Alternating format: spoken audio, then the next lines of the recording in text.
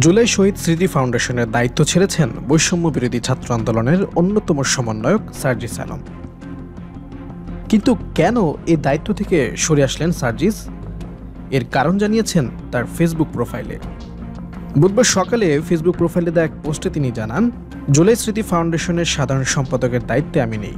এ ফাউন্ডেশনের গতি ত্বরান্বিত করার জন্য ফাউন্ডেশনের গঠনতন্ত্র, কাঠামো ও কাজের প্রক্রিয়াতে পরিবর্তন আনা হয়েছে। এখন থেকে এক্সিকিউটিভ কমিটি পুরো অফিসের সার্বিক বিষয়ে পরিচালনার দায়িত্ব পালন করবে। চিফ এক্সিকিউটিভ অফিসার সিইও সেখানে অফিসের প্রধান হিসেবে দায়িত্ব পালন করবে। মীর মাহবুবুর রহমান স্নিগ্ধ বর্তমানে সিইও হিসেবে দায়িত্ব পালন করছে। গভর্নিং বডি ফাউন্ডেশনের পলিসি মেকিংয়ে কাজ করবে, যেখানে মাননীয় প্রধান উপদেষ্টা সহ 4 জন উপদেষ্টা রয়েছেন: স্বাস্থ্য, সমাজ কল্যাণ, স্থানীয় সরকার ও আইসিটি।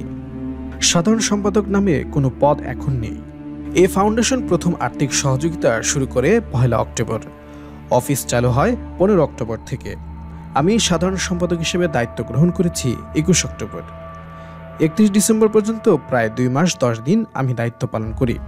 এরপর আমি দায়িত্ব থেকে সরে আসি। ফাইনালি আমার সাইনিং অথরিটি 7 জানুয়ারি হস্তান্তর হয় এবং অফিসিয়ালি আমার দায়িত্ব শেষ করি। 31 ডিসেম্বর পর্যন্ত ভেরিফাইড 826 জন শহীদ পরিবারের মধ্যে 628 জনকে আর্থিক সহযোগিতা করা হয়। পাশাপাশি প্রায় 11,000 ভেরিফাইড আহতদের মধ্যে 2,000 আহতকে আর্থিক সহযোগিতা করা হয়। যতদিন পর্যন্ত আমি আমার সর্বোচ্চ সময় ফাউন্ডেশনে দিতে পেরেছি, ততদিন আমি দায়িত্ব পালন করেছি।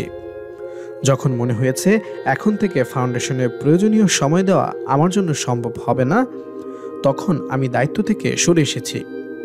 আমার কাছে নিজের সীমাবদ্ধতা অ্যাড্রেস করা এবং সে অনুযায়ী দায়িত্ব গ্রহণ বা ত্যাগ করা কোনো দুর্বলতা নয়, বরং এটাতে সৎসাহস লাগে। আমি চেষ্টা করেছি আমার চেয়ারের দায়িত্বের সঙ্গে সৎ থাকতে।